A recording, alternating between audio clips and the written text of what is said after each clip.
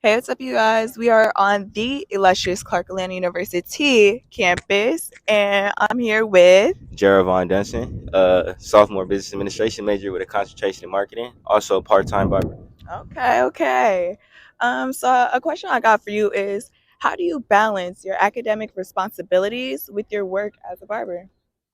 It's pretty easy. I'm not gonna lie, it is very easy. You just set your schedule up. You know what classes you take at certain times. You know where how far your classes are, and when you have reoccurring clients, that come almost every week, every other week. It's easy to know who they are and what their schedule looks like, and just compensate with them. Okay. And what challenges do you face as a student while also working part time? Um, a lot of bookings during class. A Okay. lot of bookings during class. I have to You sometimes. be getting those notifications? Yeah. Okay, and how did you get into barbering and what inspired you to pursue it? I don't want to sound a little too inspirational, but growing up, I wasn't able to get haircuts all the time. I would go 6 months, 6 to 7 months without getting a haircut. And when I got to college, I started seeing people cut their own hair. Yeah. Yeah, so I went on TikTok and Okay. I bought me some TikTok clippers, Oh. and I thought I was good during the time. I thought I was Mhm. good, and I just got better and better, and I decided I wanted to be a barber. Okay. I offer free cuts to all of my friends. Because some people just can't afford it. People are That's charging true. $35, $40 for a haircut. I only charge 25. They be taxed down here for you brothers. Okay.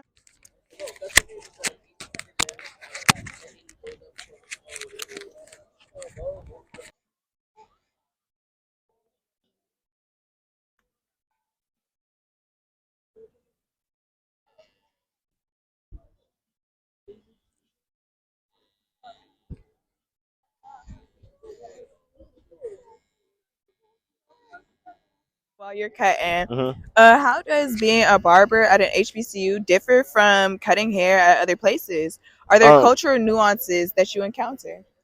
so here in the AUC, I feel like there's no, I feel like there's no better place to be an Okay. entrepreneur. Yeah. It's too many black people on our campus, and it's so much culture. So many people from different coasts. Mhm. You got the north, the east, the Yeah. west, and the West south. Coast. So Yeah. yeah, you from the west? Where you Hell from? yeah. Washington. Okay, I'm from LA. Okay, okay, yeah. Okay. Yeah. So it's so much that you can see. It's so much representation, and what's good.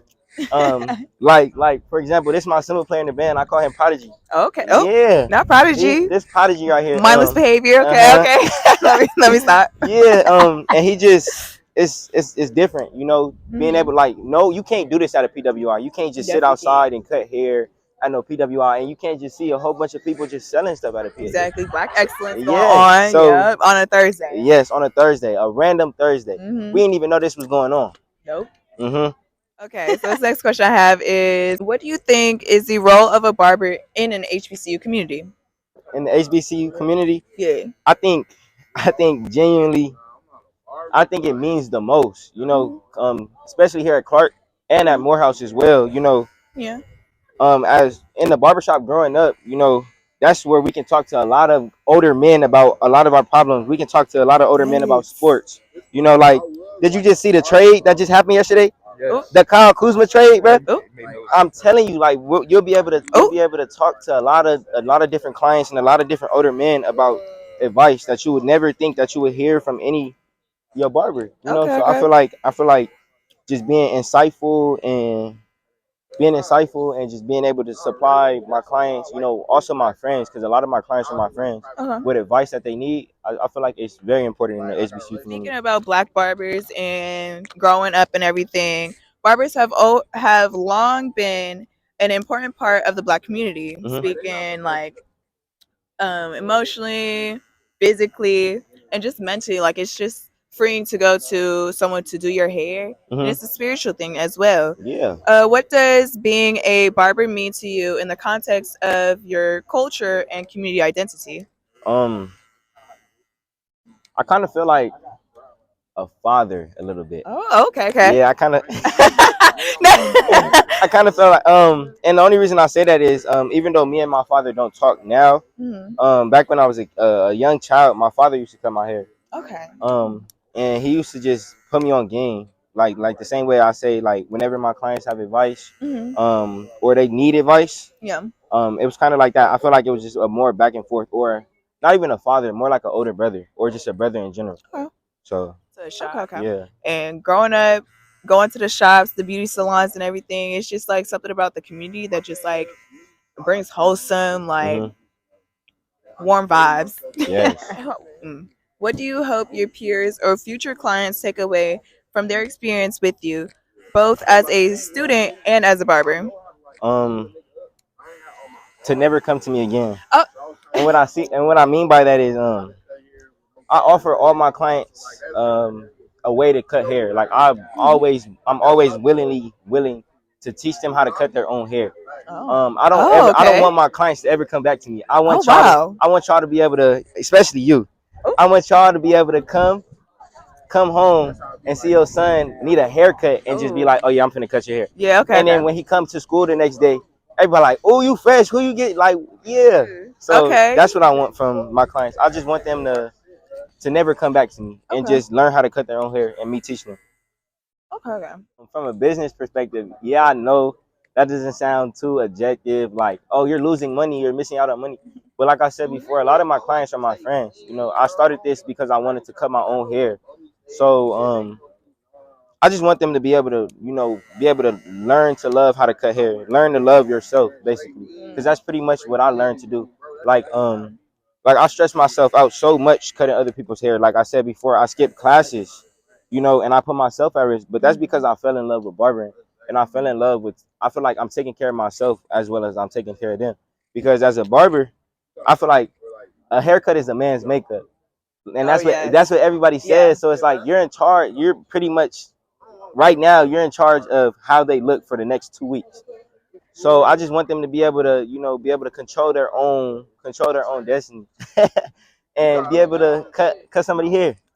So the last question I have for you is, what do you mm, what do you envision for your future?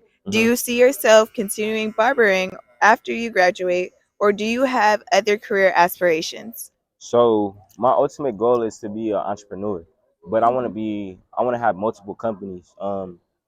I don't want to get into it too much because I know there's a lot of people that are willing to take your ideas from you. Mhm. So basically, I just want to have a plethora of businesses, and I want them all to connect with each other. For example, I want to be a real estate agent, and I want to get my license. And I can, while being a real estate agent, I can own a barbershop and I can rent to other barbers. And it's like I can relate to these barbers because I've been in your position before. So I can be a better landlord essentially to these people that are coming in and buying buildings from me. Okay, Hmm. okay. Oh. Okay, go ahead, go And ahead. lastly, do you have any advice for anybody who wants to start barbering, cutting their own hair, cutting other people's hair? Yes. When I first started, it took me a long time to get to have the fade looking right. It took me a long time to be able to straighten somebody's hairline without having to do all the movements and stuff. It's Hmm. gonna take a long time for you to get to where other barbers are, because you see another barber have a perfect cut does not mean that just because you do whatever they did that it's gonna look like that. You have to consistently and constantly keep putting effort and work in. If you gotta charge $5 a haircut for the next year to be able to be on their level, then that's what you have to do. Because like I said before, I was giving free haircuts, but these were to my friends and stuff. And while I was giving these free haircuts, I was practicing. I was doing a service for them, but also doing a service for myself. And that's how I ended up falling in love with barbering. So my advice to y'all is keep going.